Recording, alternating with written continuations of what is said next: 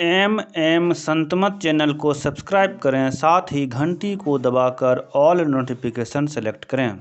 आप सभी से आग्रह है कि सत्संग को पूरा अंतिम तक देखें। संत सद्गुरु महर्षि में ही परमहंस जी महाराज का प्रवचन बहुत ही प्रभावशाली होता है एवं सार बातों का प्रवचन होता है।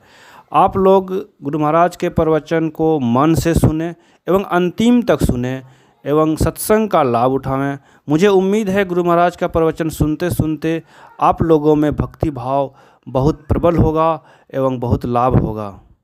श्री सद्गुरु महाराज की जय।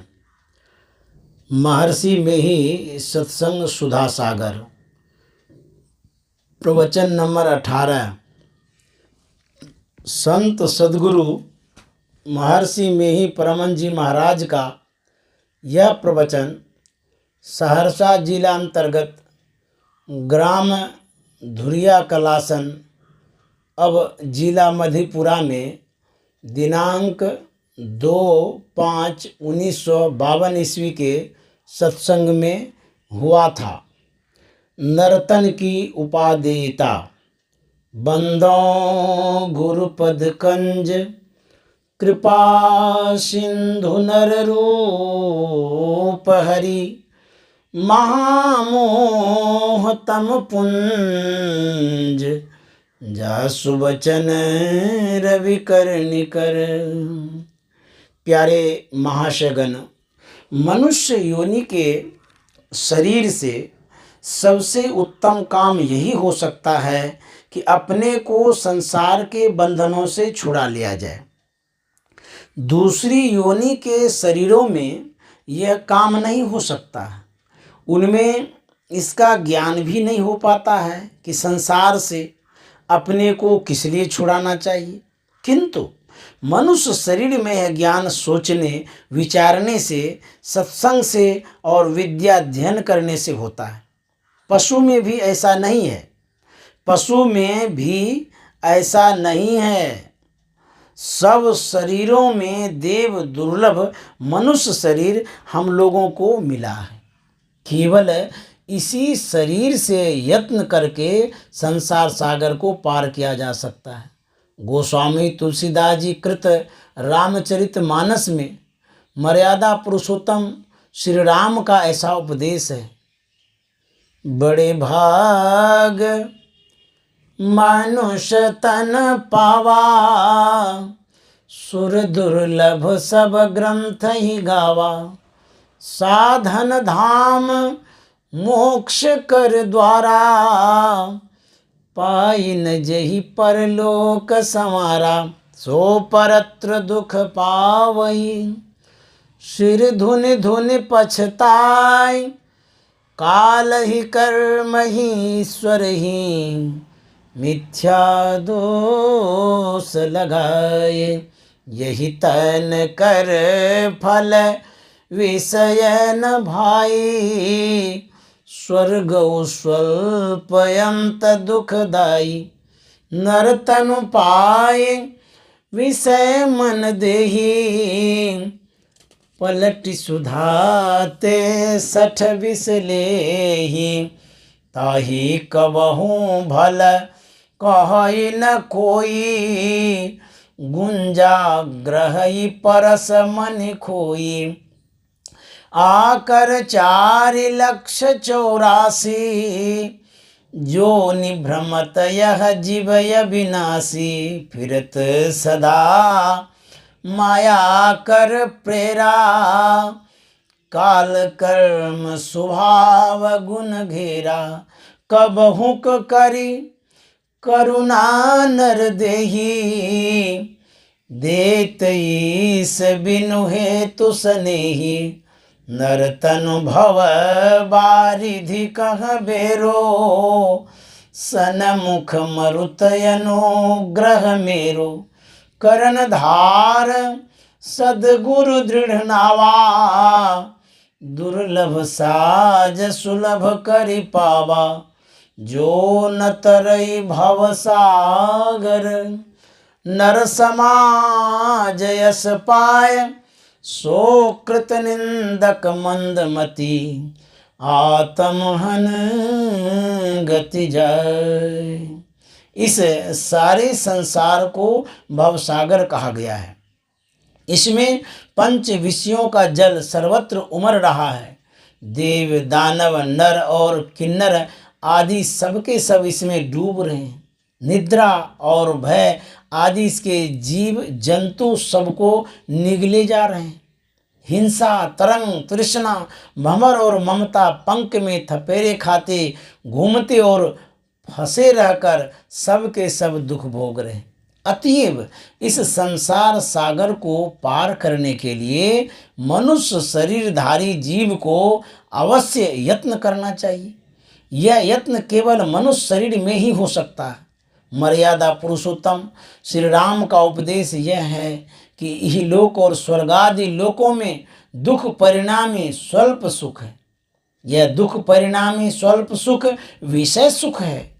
मनुष्य शरीर का फल विषय सुख प्राप्त करना नहीं है। इस सुख में लगा हुआ मनुष्य अमृत त्याग कर विष लेता है और बहुत भारी हानि में पड़ा रहता है। मनुष्य को चाहिए कि सद्गुरु का सहारा ले और संसार समुद्र को पार कर जाए। उपर्युक्त उपदेश के अनुकूल तो सब मनुष्यों को निर्विषय तत्व की ओर चलना परम आवश्यक है। निर्विषय की ओर चलने का पथ स्थूल नहीं है, उस पर यह स्थूल शरीर चलेगा, ऐसा वह पथ नहीं होना चाहिए। उस पर पहले मन सहित चेतन आत्मा चले और पश्चात केवल चेतन आत्मा ही चले, ऐसा वह सूक्ष्म मार्ग होना चाहिए। पहले स्थूल विषय छूटना चाहिए, फिर सूक्ष्म विषय को भी पार कर निर्विषय तत्व तक पहुंचना चाहिए। निर्विषय स्वरूप स्वयं परम पुरुष परमात्मा है। परमात्मा स्वरूप को प्राप्त करने के पूर्ण यत्न में चेतन आत्मा संसार समुद्र को पूर्ण रूप से पार कर जाती है। मनुष्य शरीर पाने का यही परम फल है। सूक्ष्म मार्ग ग्रहण करने के लिए नासाग्र और भ्रुवुर मध्य में ध्यान लगाने को सदग्रंथों में कहा गया है। स्थान आज्ञा चक्र खट चक्र संबंधी है। सारांश यह है कि सूक्ष्म मार्ग का ग्रहण आज्ञा चक्र से होता है। इस मार्ग के ग्रहण से निर्विषय की ओर चलना और विषयों से छूटना होता है। इसको दृढ़ जानना चाहिए। इस संबंध में विभिन्न संतों के वचन सुनिए। निद्रा भय सरीसृपम हिंसादितरंग तृष्णावर्तम दारपंकम संसार वार्धितर्तुं सूक्ष्म मार्ग मवलम्ब्य सत्वादि गुणातिक्रम्य तारकमवलोकयेत् भ्रूमध्ये सच्चिदानंद तेज कूट रूपम तारकम ब्रह्म। मंडल ब्राह्मणोपनिषद।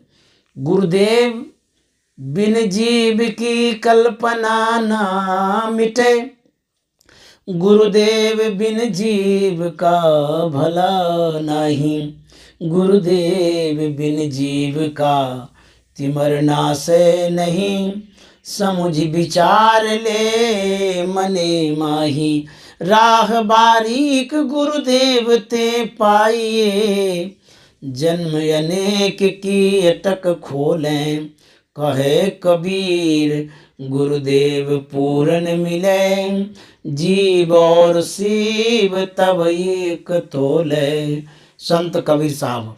भक्ता की चाल निराली, चाल निराली भक्ता केरी, विखम मार्ग चलना, लब लोभ अहंकार तजी तृष्णा, बहुत नाही बोलना, खनियो तीखी बालहु नीकी, ए तो मार्ग जाना, गुरु प्रसाद जिन आप तजिया, हरिवासना समानी, कहे नानक चाल भक्ता केरी, जुग हो जुग निराली।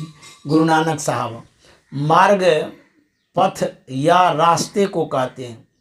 जिस लकीर पर कोई चलता है और चलकर कहीं से कहीं तक पहुंचता है, वही लकीर मार्ग कहलाती है।